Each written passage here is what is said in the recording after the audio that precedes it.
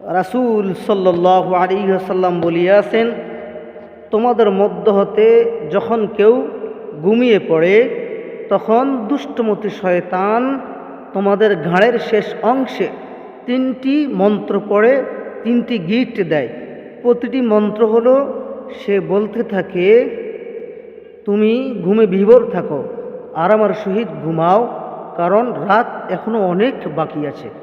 আর যখন আল্লাহ পাকের বান্দা বান্দি জাগ্রত হয়, সর্বপ্রথম আল্লাহ তাআলার হামদ এবং প্রশংসা করে বলে, ঘুমের দোয়াটা পড়ে, আলহামদুলিল্লাহিল্লাযী আহিয়ানা বা'দা মা আমাতানা ওয়া ইলাইহিন নুশুর।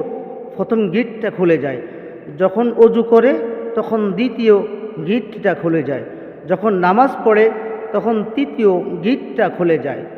এইভাবে যখন 3টা গিট খুলে যায়, সকালবেলা তার বরকতময় হয়, মনটা প্রফুল্ল দিয়ে শুরু হয়। আর যখন ঘুম থেকে জাগ্রত হয় না, শয়তানের প্রবলে পড়ে যায়, শয়তানের জালে বন্দী হয়ে যায়। আর যখন ঘুমিয়ে থাকে তখন তার সকালবেলা হয় নাফাকি দিয়ে, সকালবেলা হয় তার নাবরকতি দিয়ে। আল্লাহ তাআলা আমাদের সকলকে শয়তানের চক্র থেকে, শয়তানের মন্ত্র থেকে হেফাজত করুন।